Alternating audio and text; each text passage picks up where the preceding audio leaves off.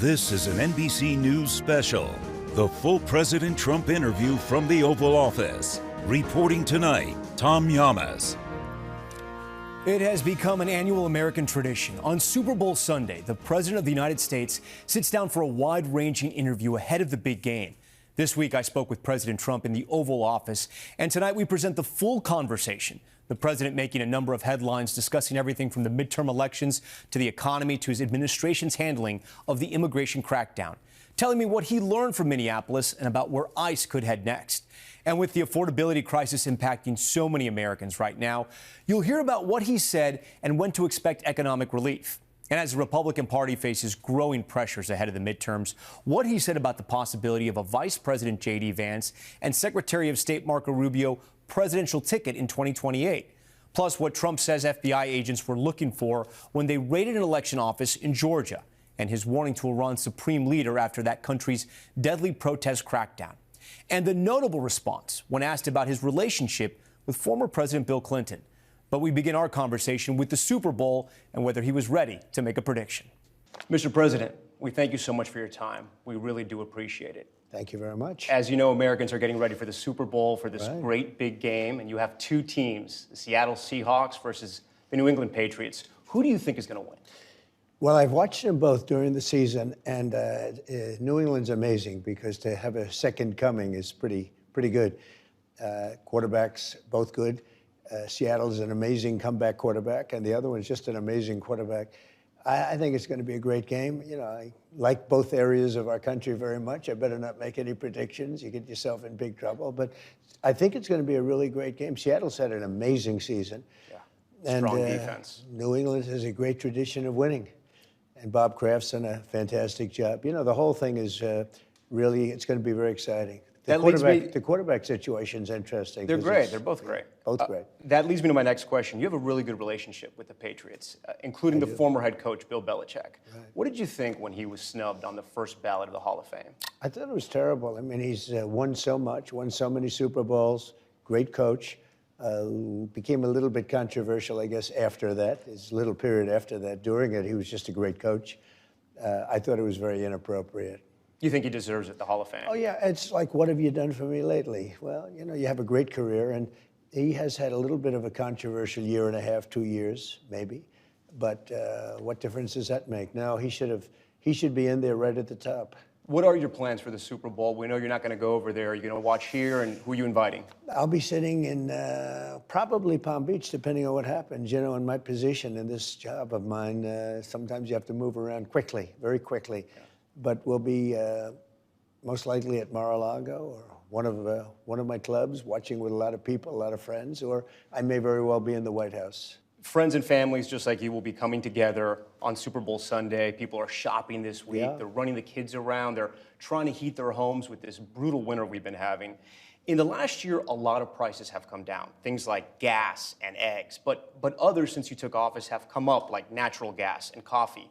When can Americans expect those prices to come down? Well, they've already come down. I think you've seen, Tom, when I took over, eggs, poultry, all these things were through the roof. In fact, the first question I got, what are you going to do about eggs? It was my second day in office at a news conference, and they were screaming, what are you going to do about eggs? Eggs had gone up like 4 times.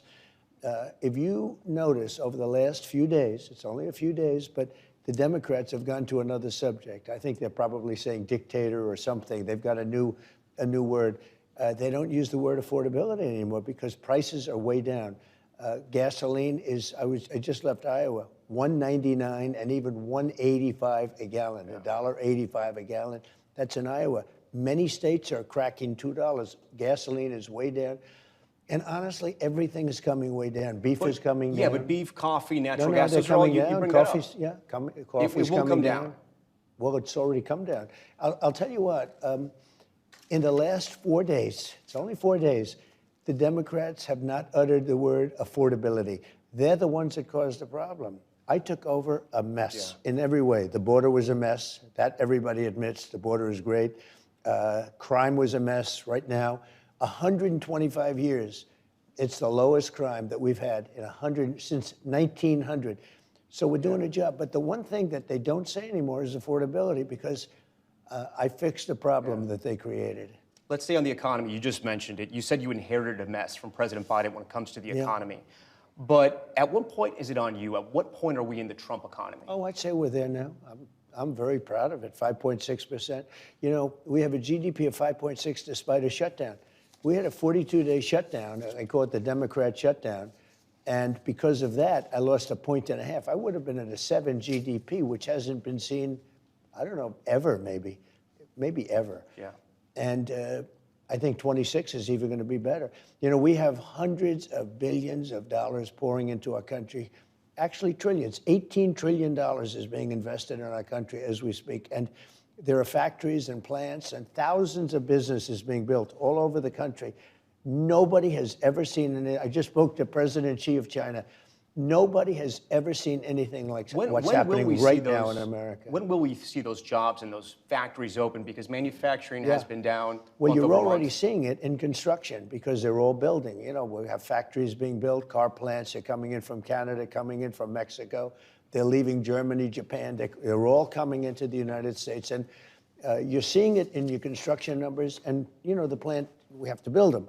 And the plants are under construction. In your term, you think those plants will open in your term? Oh, yeah, no, they'll be opening up over the next year and a half, yeah. You've had successes on immigration, some big ones. Illegal border crossings are at historic lows, but the entire country watched those videos of 2 Americans being killed in Minneapolis. Yeah. You've gotten calls from your own supporters to make changes, and now you're pulling out some officers from Minneapolis.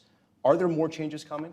Well, the reason we're pulling out because we've done a great job there. You know, we have crime down there, despite tremendous blowback from a governor that's incompetent and from a mayor who's just, I don't know what the hell, where he comes from. But the crime numbers in Minnesota and Minneapolis in particular are down 25, 30% because we've removed thousands of criminals from the area. These are hardened criminals that came in, many of them, most of them came in through an open border. And we've done a great job. But look at Washington, D.C. Yeah. It's like a safe city. You can walk to the White House. You didn't have to take an armored vehicle. You could walk. Washington safe.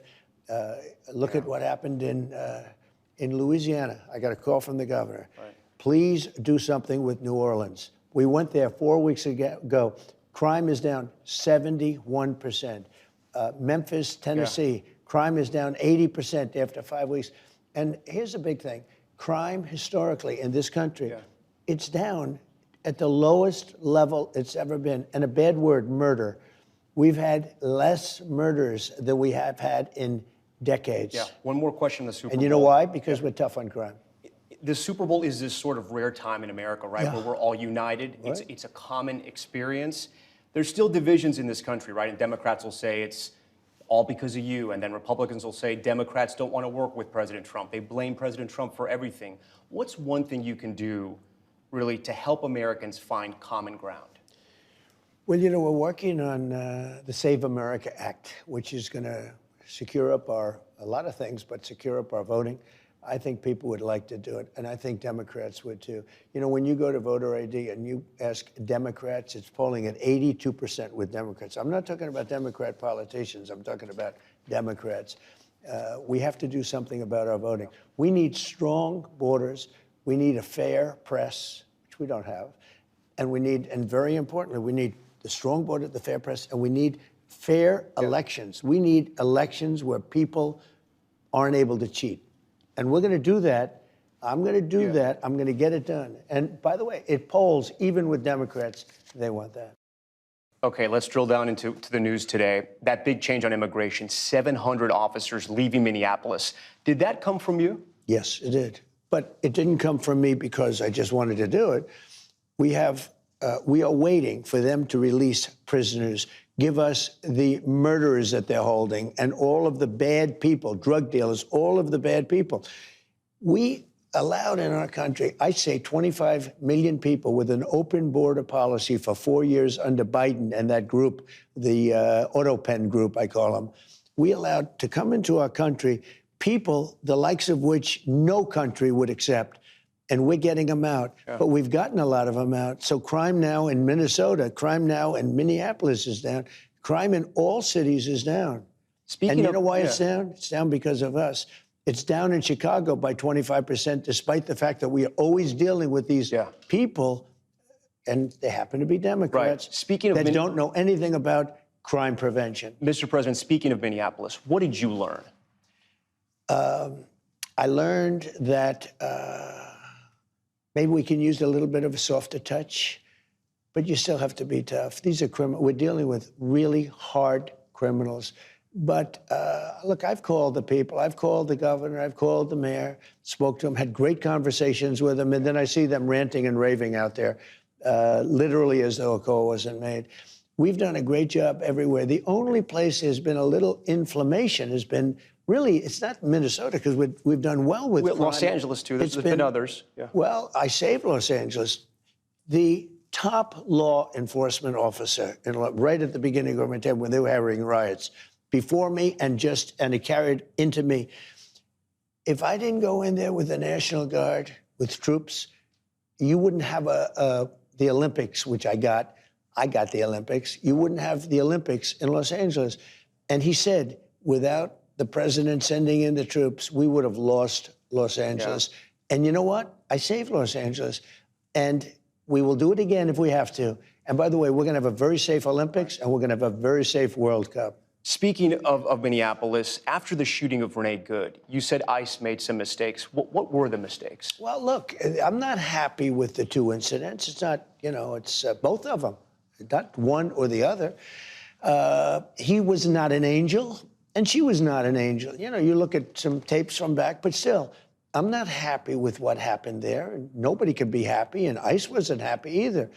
But I'm going to always be with our great people of law enforcement, ICE, police. We have to back them. If we don't back them, we don't have a country. If we don't back them, you're going to end up, look, Washington, D.C. was a very unsafe place to be. You couldn't walk to the White House. You couldn't walk to a restaurant. Restaurants were closing.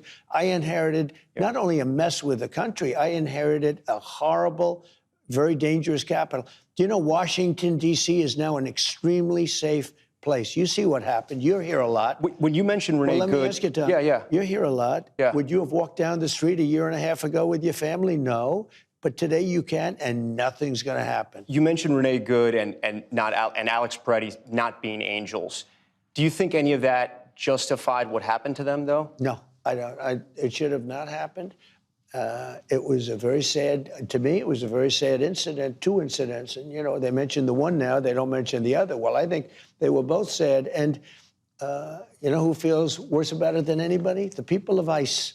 They're strong, tough people. And they have to be tough because we're dealing with hardened criminals. Right. We're dealing with people, jails have been emptied into our country from all over the world, from Venezuela, where we had great success, you will admit, but from Venezuela, from the Congo in Africa, from all over the world. Jails, the jail population was emptied into our country. If we don't have strong people, you're not getting them out, and we're getting them out. Remember this, again, I say it again and again, we have record low crime in the United States. Nobody's been able to say that for 125 years. So I want to be clear, because it sounds like there is a shift in immigration enforcement here, that there's going to be a shift after Minneapolis. What should Americans expect going forward? Well, one thing I say to my people, we do a good job, we don't get credit for it. I say they have to ask and they have to say please. When a city is going... Who has to ask and who has to say please? The mayor or the governor. I don't want to go and force ourselves into a city, even if their numbers are terrible. Like, for instance, I got a call from Jeff Landry, governor of Louisiana. He said, we have a big problem. Could you go in and help us with well, let's see, certain sections. I mean, to be honest with you, certain sections of the state, beyond their famous, beautiful city, certain sections of the state. We have done, not only in New Orleans, we've done a really great job in Louisiana, but I was called. I want to be called. Chicago, we could solve the Chicago crime. Well, on that question, which cities are you headed to next? We have 5 cities that we're looking at very strongly, but we want to be invited. We will sometimes call the governors and say, are they cities like Chicago, Philadelphia? Are these the cities? We could straighten out the crime in Chicago. We've already brought it down 25% just by being there. We could have Chicago be a safe city, just like D.C. is a safe city, just like all of these places that we've gone to. And I look forward. You know, I didn't campaign on that. Yeah. I campaigned on law and order, but I didn't think I'd be going into individual cities and making them safe. Anything else you can tell us about the 5 cities? The 5 cities, anything else? So Americans are ready? We'll be announcing them very quickly, but we could do something. As an example, I was called by people. San Francisco said, please, we have a Democrat mayor. He's trying very hard. Would you, friends of mine that live there, it's got crime problems. Would you let him do the job and not come in? Let's see how it works. I said, look, I can do it much quicker, much faster. Don't forget, we remove criminals. We took over 2,000 hardcore criminals out of Washington, D.C. Yeah. If we didn't do that, 2% of the people create 90% of the crime. Think of that, 2%. So you have a criminal, because it's over and over again, 2% create 90% of the crime. We took out 2,000 people, more than 2,000 people out of Washington, D.C., and we now have a safe city. As I mentioned, you've had success on immigration. Illegal border crossings are at historic lows, right? You know, it's so nice that you said that. But if you look at Tom, okay, what you just said. It's true. No, but it's so nice. I hope you air it. It's so nice what you said, because that's called good reporting. That's called fair reporting. Now give me the second part. Now let me give you the second part of the question. I don't want to hear the second part. But if you look at the polls, most Americans say they don't like how you've handled immigration, right? Especially what's happened in Minneapolis. How do you change their minds? Well, I don't believe the polls, for one thing, because how can you not I saw a poll in the border where I'm at 55%, okay? The polls show that Americans aren't against the deportations. It's the handling of immigration. You know, polls, it depends on the way you ask the question. I saw a poll on the border. I'm at 55%. Well, how could I only be at 55% when everybody agrees that the border is totally, beautifully closed and nobody's coming in unless they come in legally, et cetera. It couldn't be better. I should be at 100%. I don't believe the polls. And some polls, I mean, I could show you polls where I'm polling at 69% popularity, and some polls where I have one at we will ask the White House to share that with us. Yeah. 71%. And then I have polls where I'm at 44% and 42%. The polls are almost dishonest, almost as dishonest as some of the reporters themselves. Yeah. But I'm getting very good polls. I'm getting very good polls on crime prevention, on law and order, and on the border. I have to. And I'm starting to get great polls on the economy, which I think is the polls on the economy they're not great. They should be great. They should be. So why aren't they? If you believe that, I don't know. I don't know. I mean, look, I've got Americans tell us, we hear this. I mean, we're going to get into the economy later, but they tell us they don't feel it. Just understand. Yeah. I have $18 trillion being invested into the country. Biden had less than $1 trillion for 4 years, and the whole country was going to credit. When does America feel it? Do you know that if they won that election, and we won in a landslide, do you know if they won that election, this country I think it was finished. I actually think it was finished. You would have had people, instead of 18 coming in, 18 trillion, you would have had $10 trillion leaving. I think our country, I think we would have been Venezuela on steroids. I have a question about immigration still looking forward now. Your goal during the election was to deport everyone who came here illegally under President Biden. Is your mission now to deport everyone who came in illegally, or just people who have come in illegally who have also committed additional crimes? We are totally focused on criminals, really bad criminals. Now, you could say people that came in illegally are criminals, but I'm talking about murderers from different countries. We have 11,888 murderers that Biden and his group led into our country. We've captured a lot of them. We've brought some of them back. A lot of them we don't want to bring back because we don't trust the country that they're not sent back again. Yeah. Despite how strong the borders are, they'll figure a way to try and get in, and we don't want to, and we'll incarcerate them. But 11,888 murders. Yeah. We are after those people. We're after the drug dealers. Right. We are after, by the way, a big problem. They allowed to come into our country people from their mental institutions, people from insane asylums that are mentally ill and very dangerous. We're getting them out. Joe Rogan was one of your biggest endorsers in 2024. He said he understands that the president's sort of plan to deport people here who are here illegally, but he also understands why critics compare ICE officers to the Gestapo asking people for their papers. What's your response to him? Well, look, first of all, he's a great guy. We had a tremendous success before the election. I think it was his biggest interview ever, and over 300 million people. It was very good. She didn't want to do it, you know. She decided not to do it because she's not capable. But I spoke to him 3 days ago. We had a great conversation. And all I'm doing, I have to keep. Did he mention this to you? Did you guys talk about this, the ICE enforcement? Yeah. Just had a good conversation. I think he's a great guy, and I think he likes me too. Yeah. And, you know, liking me isn't important. What happens is that I think we do a phenomenal job, but I don't think we're good at public relations. What does that mean? You've said that a couple times now. What do you mean by that? We don't sell the great job that we're doing. Look, we have the safest country. Is that your staff? Are those your staffers? Excuse me, people from your persuasion, somewhat left, to a job on numbers. It just came out that in 125 years, we have the safest country. The best crime numbers since the year 1900. Yeah. That's a stat. Yeah, we know that it's was true. Way before my father was born. Right. Think of that. And yet, then you talk about crime, or you talk about this, or you talk about that, and the poll numbers aren't that good.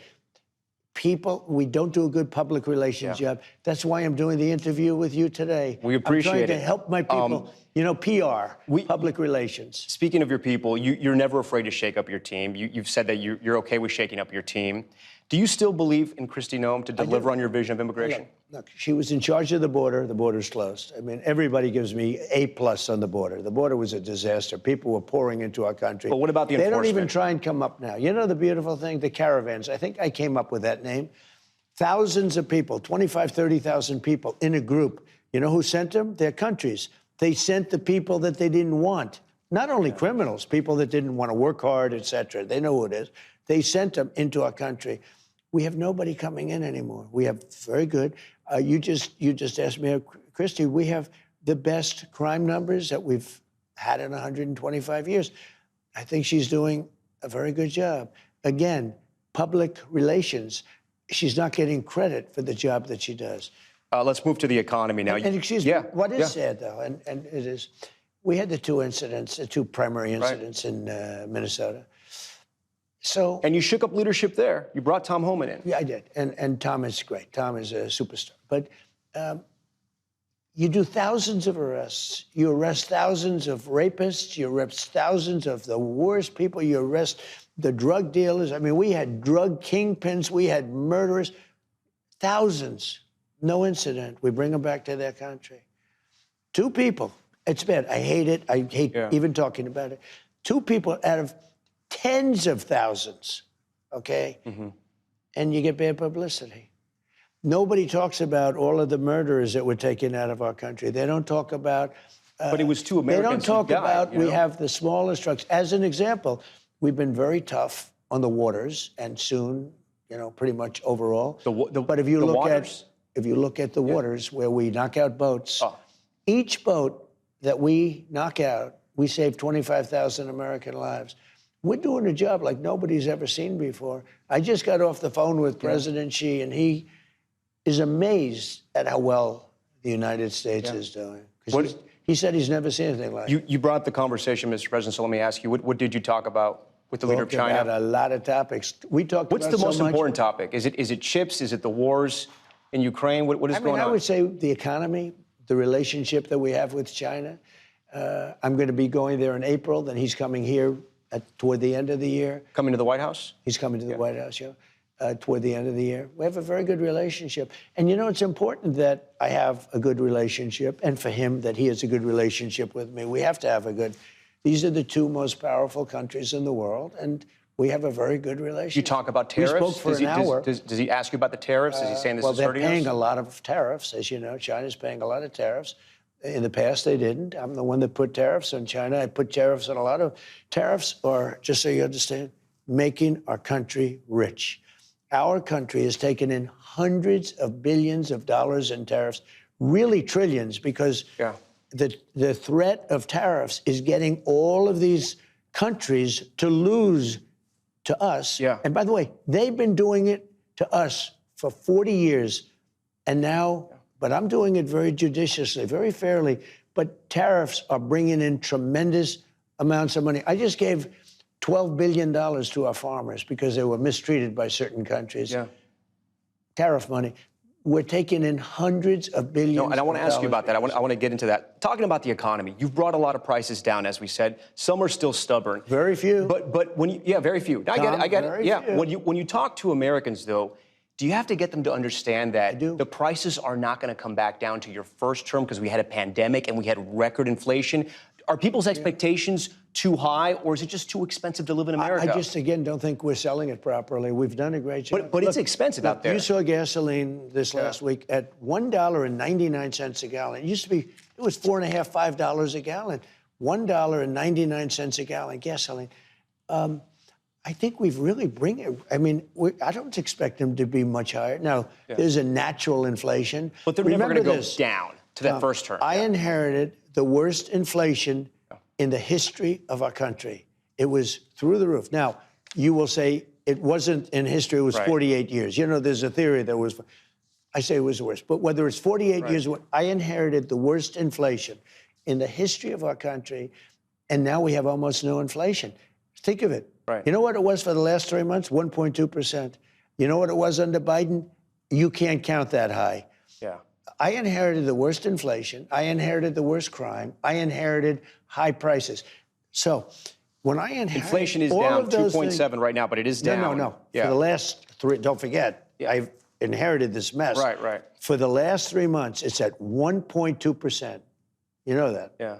But the last, okay. Last 3 months. You floated the idea of $2,000 rebate checks for Americans from tariff revenue. Who's going to get that, and when is that going to happen? We'd make it. I'm looking at it very seriously. I'm the only one who can do it because I'm taking in hundreds of billions of dollars of money. But you can promise some Americans will get those checks? Oh yeah, sure. I can do that. I haven't made the commitment yet, but I may make the commitment. So it's not a done well, I just deal. gave 1776, right? Yeah. To the military. Right? $1,776. But you said all You know, it was Americans. $1,775. They presented it to me because that's what we have in a budget that I created because I want to take care of our military. Nobody takes care of the military like I do. Yeah. So $1,775. And I said, wait a minute, if you had $1, it's $1,776. You know that's quite a famous date, Yeah, right? of course. So anyway, wait, so I gave $1,776 to our military, and they are very thankful. Let's get to the Fed. And now I may be doing that with regard to the entire population. Okay. Let's get to the Fed. Is there any doubt in your mind that interest rates are going to be lowered? Not much. Why? How can you say that? I just think they're going to be lowered. I mean, they should. Is your new Fed pick on board with that? We're way high. Okay, we're way high in interest. We have now, with me and with all the money, I've always been good at money. And with all the money coming into our country, we're a rich country again. We have debt, but we also have growth. And the growth will soon make the debt look very small. Because it's the greatest way, you have two ways. You can cut, and we do that anyway, and we did that. You know, we got rid of hundreds of thousands of federal workers. Yeah. And those workers went out and got themselves jobs in the free enterprise system. And you know what? That's called making America great again. We had 10 workers in the federal government for every single job. When the Democrats go in, they hire. I could right now give you the best employment numbers in history. You know what I do? Go out and hire 2 million people, put them in the federal government. Does your new Fed pick... I do the opposite. Yeah. Does your new Fed pick understand that you want him to lower interest rates? Oh, I think he does, but I think he wants to anyway. I mean, if he came in and said, I want to raise them, if he said that, he wouldn't have gotten the job. He would not have gotten the job, no. Okay. No. If I thought he was a interest rate... Now, there'll be times if I see inflation on the horizon, but we don't have that. We have low inflation. Remember, 1.2% inflation in the last 3 months. We have low inflation, and we have tremendous growth. You haven't had these numbers like this. We have, think of it, low inflation, great growth. All I have to do is one thing, easy, get down the interest rate. Do you think the Fed chair answers to you or is an independent body? Well, I mean, in theory, it's an independent body, but I think, you know, I'm a smart guy. I know the economy better than almost everybody. You know, so he answers to you. They did that prediction chart a year ago, and they had 71 great economists and me making the predictions. And, you know, only 2 people were right, me and one other guy who is a very smart professor from a certain school that I went to. Yeah. Very good school. Yeah. And the two of us were right. Everybody else was wrong. There's been bipartisan suggestions that the criminal investigation to the current Fed chair, Jerome Powell, is payback, right? For not lowering interest rates, but also for when he was in that sort of news conference with you with the hard hats and he was shaking his head and showing you the papers and disagreeing with you in public. Is that why he's under criminal investigation? He was very respectful to me. He wasn't he was explaining to me. Yeah. I'm asking him, why are you spending almost $4 billion on a very small little complex of buildings? It's the highest price per square foot. He's renovating buildings for $3 to $4 billion. And, you know, this Fed chair that I have I think is going to be great. He might not have a home because this guy has spent so much money. And I looked, it's a see-through. There's nothing inside. They are spending money. He's in charge of the project. Yeah. This is the Federal Reserve building I'm talking about. It's a very small little, it's actually a couple of little buildings. They're spending more money than any building ever built in history per square foot. Some Republican senators say they're not going to approve him unless you drop that investigation. A lot of people say a lot of things. You don't think that's true? You think? I don't know. Is it worth it to drop the investigation to get your Fed chair through?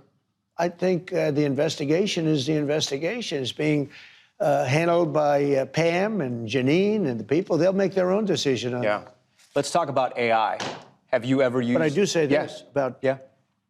You can't let a man spend billions of dollars doing a bill. I would have done that job for $25 million, and it would have been done much better. Right. They're spending billions of dollars on a renovation of a little complex. Let's talk about AI. Have you ever used ChatGPT or Claude? I haven't really, but I know all about it. Let me just talk about AI. Yeah. AI is a big deal.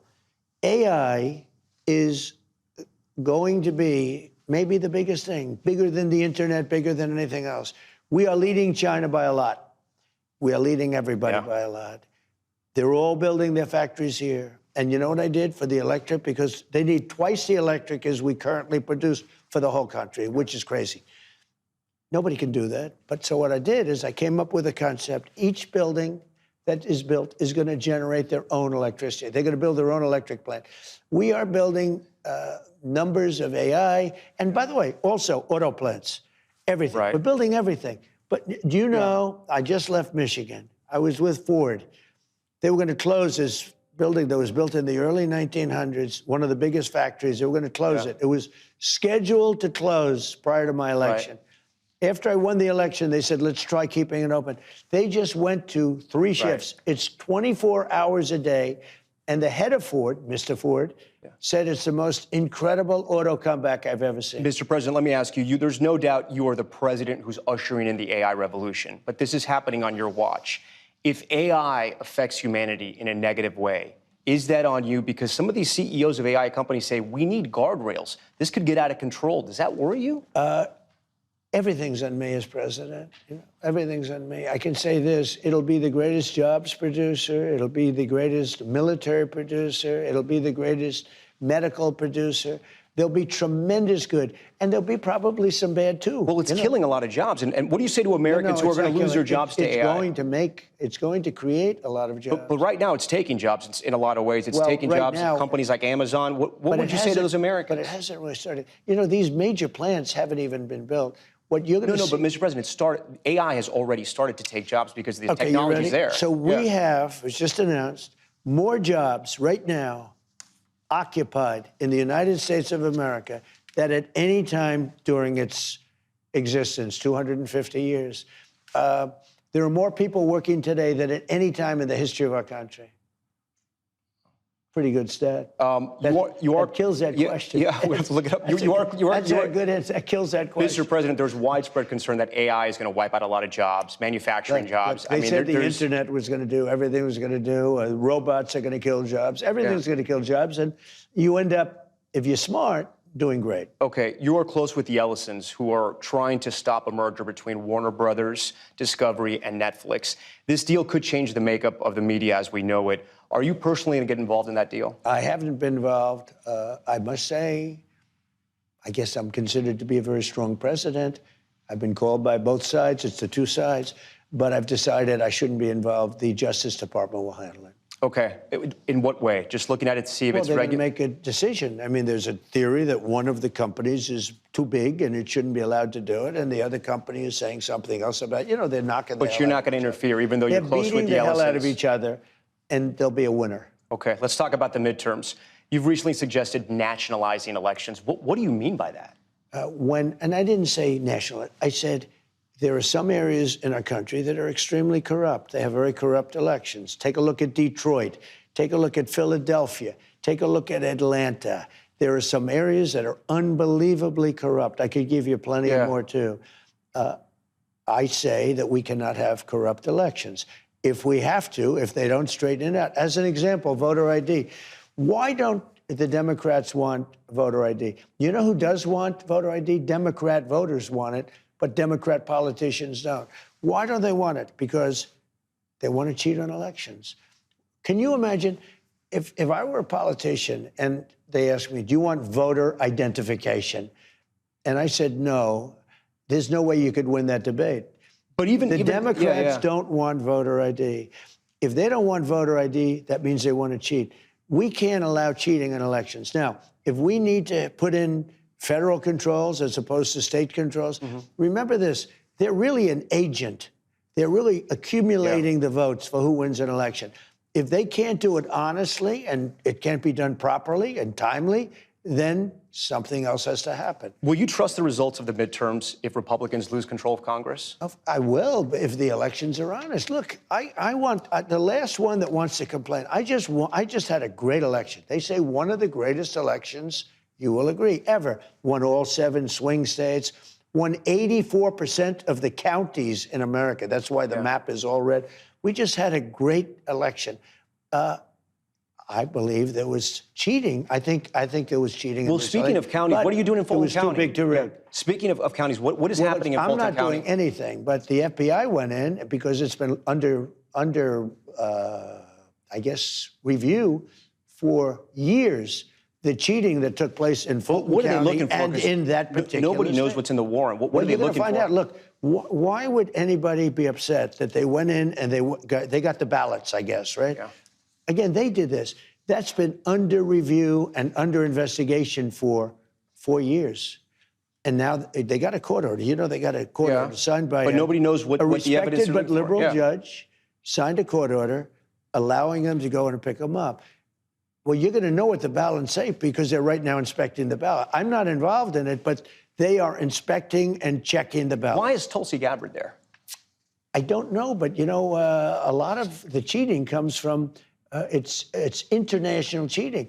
You have people, they say, from China trying to... You put this on True Social. Do you think China tries to influence our election? We know that foreign governments try to influence a lot of things in this country. Therefore, she's foreign government. But she's tweeted out some theories about Italians and satellites. I mean, do you believe that stuff? No, I didn't cheat. I sometimes will read truth. Yeah.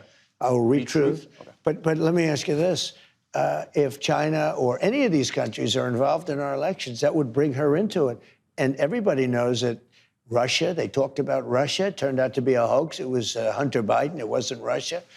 Look, we have to have honest elections. Yeah. There should be nothing wrong with the fact that they went in, got ballots from a while ago, and they're going to look at them. And now they're going to find out the true winner of that state. Yeah. And you know what? If there was cheating, which there was, but if there was cheating, it should be found because we can't let it happen again. Mr. President, I have a few more important questions for you, if that's okay with you. Yeah? Sure. Okay. I mean, they've all been important. Let's go to... There's a new lawsuit by you and your family that you're suing the IRS for $10.5 billion for leaking your tax documents. Yeah. Is this a good use of taxpayer money? You can't leak documents. And any money that I win, I'll give it to charity, 100% to charities. Charities that will be approved by government or whatever. I have another lawsuit with the United States. I sued because they broke into Mar-a-Lago. But that's taxpayer money. It's going to get taken out of the system. I know it's going to charity, you're going to say.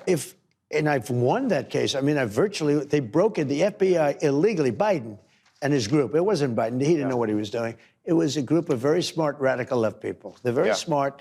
They've lost their way. Right. And they broke into Mar-a-Lago. They broke into my home. They went through... Well, they had warrants. My wife's drawers. Yeah. They went through... You know, that's a double meaning. They went through barons, my sons, everything. They went through the whole house. Hundreds of people. They went in with guns. They went in, guns how would have this been work? ablazing. Yeah. So how would this work? Wait. I brought a lawsuit. Essentially, the lawsuit's been won. I guess I won a lot of money. How would this work, though? Scott Bessent's the head of the IRS. I know. What I would Pam do- Bondi's the head of the Justice Department. They're going to defend the IRS against you. You're their boss. Well, there's never been anything like it, in all fairness. So are you going to tell them to pay you? Don't forget, I sued as a private citizen because I sued between terms. I won But are you 3 going to tell them to times. pay you? I won 3 times, but I didn't assume, unfortunately for this country, I didn't assume office the second time. But here's the story.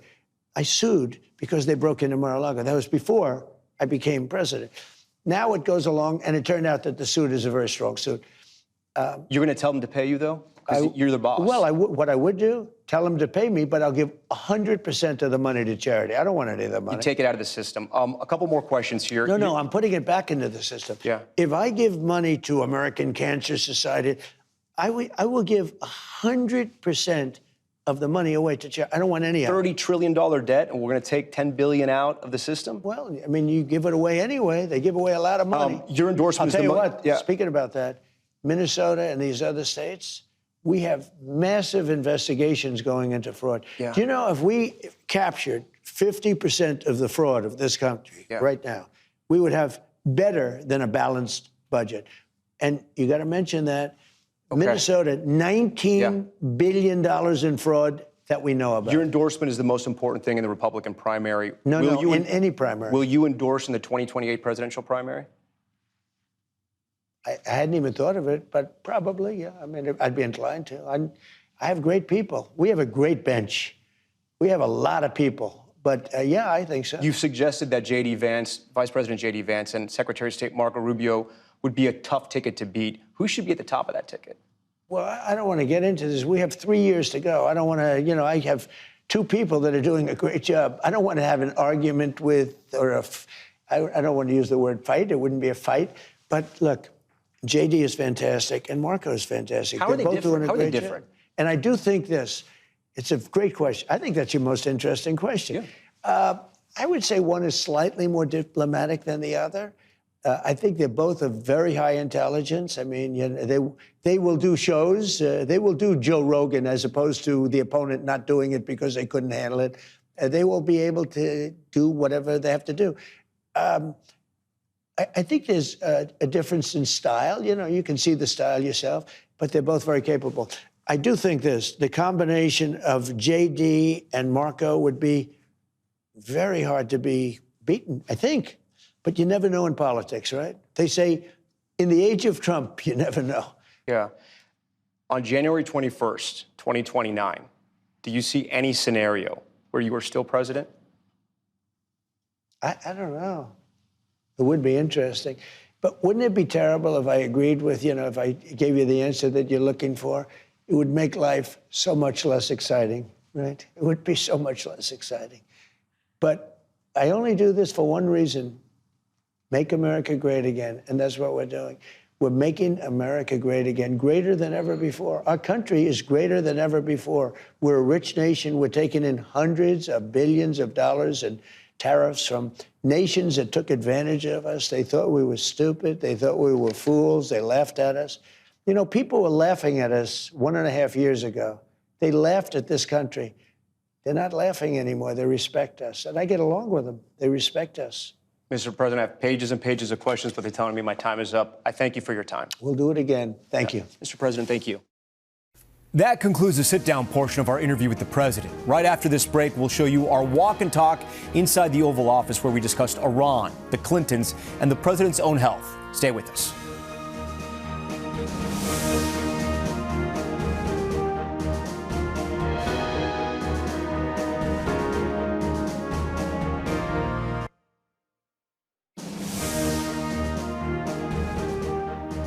We're back now with the rest of the full interview with President Trump following our exclusive sit-down. We immediately continued the conversation where he showed me some of the Oval Office, but we also discussed important topics like Iran, Cuba, and his own health. Here's that conversation in its entirety. This room had almost no pictures up. Yeah. And these pictures all came from the vaults. Yeah. And they're magnificent. I mean, I think they're magnificent and all, first run, top of the line stuff, but mostly of presidents. We have a couple with Ben Franklin, but I think he qualifies, right? Ben Franklin's pretty good. Is there any one you ever kind of hone in on where you're thinking deeply about anything, about an issue? Is there one you look at? Maybe all of them. They're so different. George Washington, and you have Jefferson, and I took Ronald Reagan in, gave him a place of honor also. Did a great job. But Honest Abe Lincoln. Who do you have up here? I mean, these are big ones here. That's Ulysses S. Grant, George Washington. Here we have the famous, come on over here. Here we have Declaration of Independence. That's one of the three. This was in the vaults for many years, and I said, it's time to take it out of the vaults. Do you think at one point people will talk about you when they talk about presidents like Washington and Lincoln? Is that something you think is going to happen? All I know is this, it's such an honor, but all I know, I'm walking down, and everyone's screaming, goat, goat. I said, what are they talking about? I hope they're right. Not for me, but for the country. Because if I do a great job, that means the country is doing well. You're building the new ballroom. We hear about this new arch you're building, the Garden of Heroes as well. You're building a lot of things that are going to cement your legacy. Are you also doing this so the country never forgets you? No, I think we need glamour brought back to our country. We need prestige. We need beauty brought. I mean, in addition to everything else, we need strength. We need all of those things. Like I'm doing an arc, a triumphal, they call it a triumphal arc. 57 cities have arcs. We're the only major important city. Washington, D.C. should have maybe the first arc. We're doing one that will be more magnificent and larger than the Arc de Triomphe in Paris. I would say the Paris arc is probably the most... stunning. It's incredible. We're going to do one that's going to top it. Is it true it's going to be 250 feet to mark the anniversary? It'll be about that, yeah. It'll be a little bit taller than the one in Paris. It'll be a little bit larger than the one in Paris. You're doing a lot of things for the 250th anniversary. What do you want Americans to feel this July 4th? Strength, victory, security. You have a secure country. We've done so much militarily. We have a great military. I mean, you saw Venezuela. That was the people, the general that was in charge, he lived. He said he's never seen anything like it. They were all ready. You talked about the weapon, the discombobulator. What is that? Discombobulator. Well, I'm not allowed to talk about it. But what does it do? Let me just tell you, you know what it does? None of their equipment works. That's what it does. Everything was... How does it... It was my name. I'm very proud of the name. Everything was discombobulated. It was, practically a shot wasn't... they were ready. Right. And when we came, they couldn't do anything. You saw this on the video. You could tell. Tom, it discombobulated everything. Nothing worked, even including humans. Well, let's put it this way. We lost no equipment in a very strong, and they're good fighters, great fighters. In a very bad environment, it was a military base, the biggest in South America.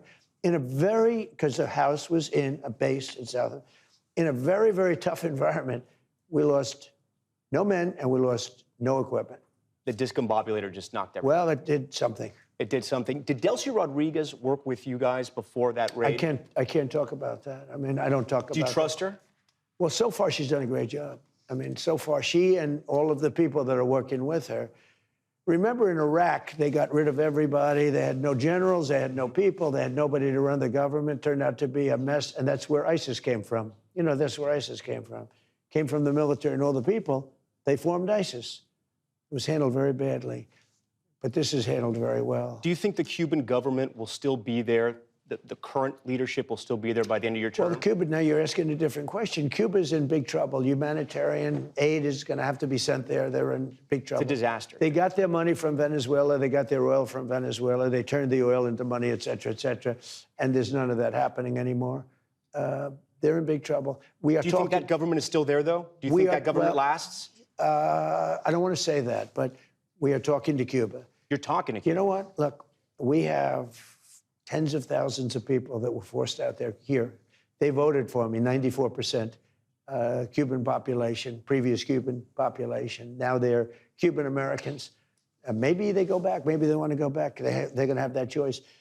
But for years, they've been talking about this happening. Now it's happening. We are talking to Cuba. We want to open it up to those people that want to visit. Even, I think most people, when they're here, they want to stay here. I hope that's true. I hope we're not going to lose them. but they're going to have options, and they're going to be able to go back, Tom, and see their loved ones, see their family, their friends. Should the supreme leader in Iran be worried right now? I would say he should be very worried, yeah, he should be. As you know, they're negotiating with us. I know they are, but the protesters have said, you know, where are the Americans? You promised them we would have their back. Do we still have their back? Well, we've had their back, and look, that country's a mess right now because of us. We went in, we wiped out their nuclear. So if I didn't take out, you know, we have peace in the Middle East.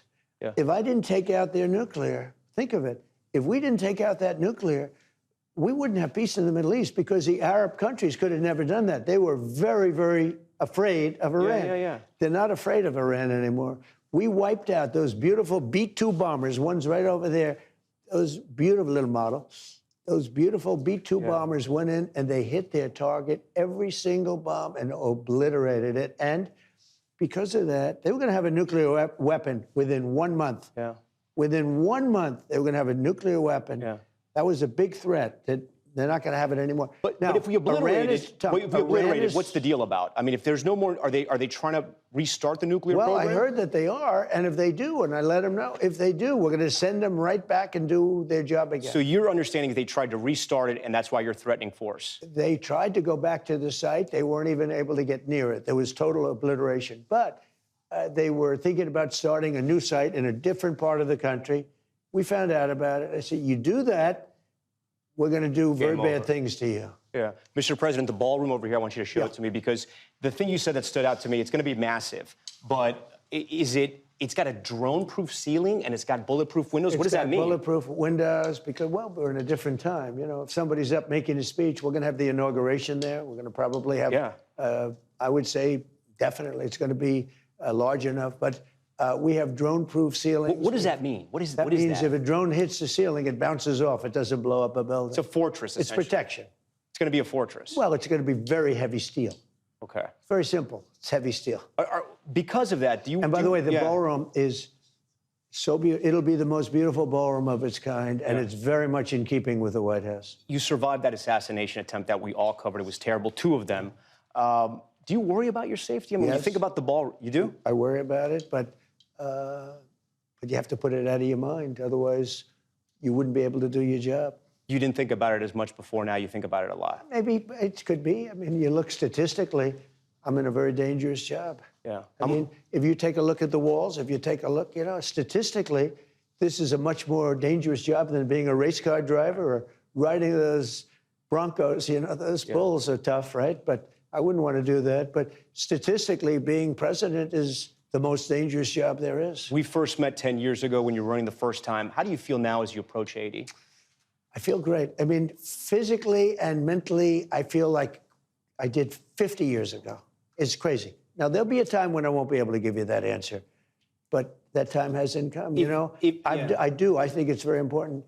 I've done more physicals. I take physicals just to give the report out. Yeah. I take cognitive physicals, so I do a cognitive mind test, okay? And a lot of people wouldn't be able to do very well. Not easy. You know, you get to those last questions. I've aced. I've done 3 of them.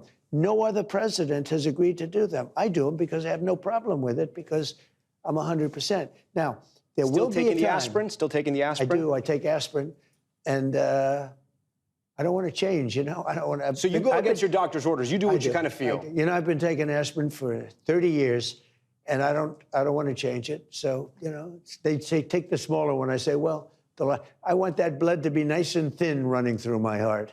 If at any point your age impacts your job, who's going to tell you that, or do you think you'll know yourself? I think I'll know myself, yeah. I think I'll know myself. I wouldn't do an interview with you, as an example. Yeah. Did Biden do an interview before Super Bowl? I'm not sure. Maybe he didn't. Last one, he didn't. I mean, he wasn't capable of doing an interview. And that was things. Look, you know, I know people that are 95 years old that are sharp as a tack.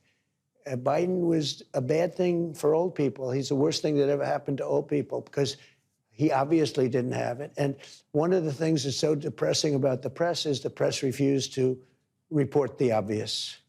And he did have very smart people around him, but they had a radical left culture, and they were very bad for this country.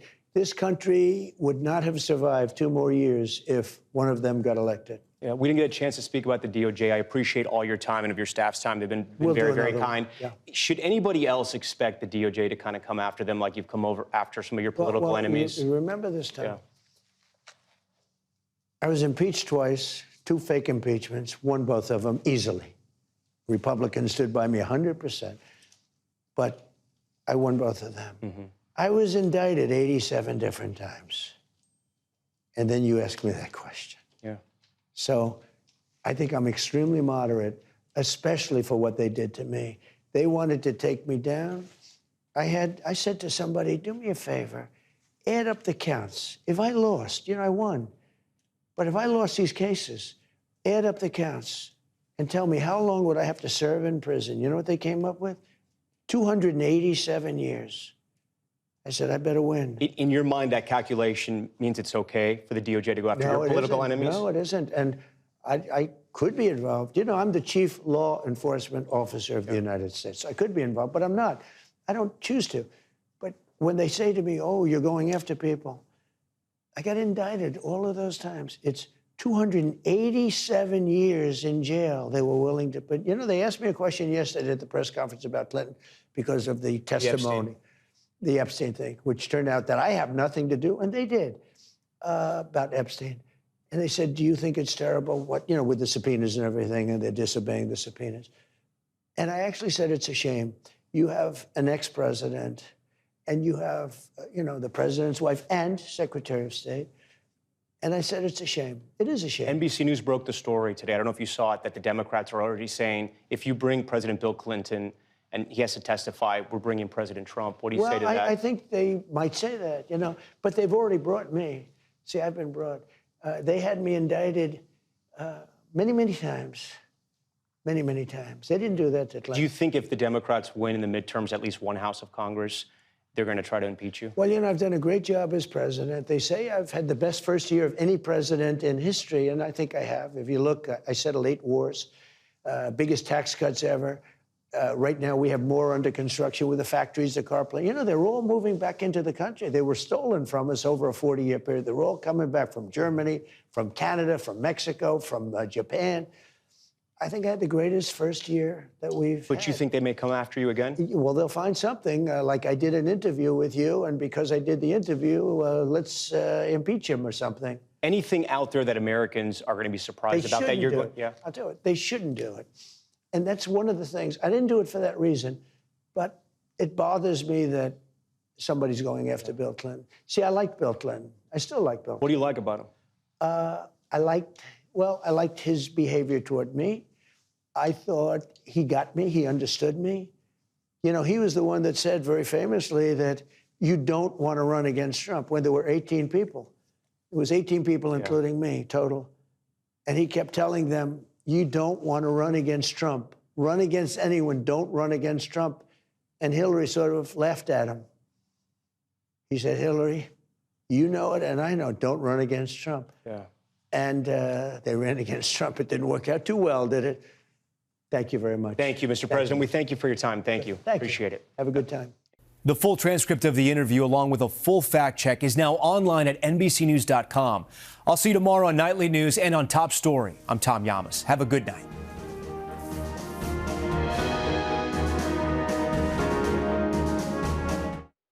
We thank you for watching, and remember, stay updated on breaking news and top stories on the NBC News app or watch live on our YouTube channel.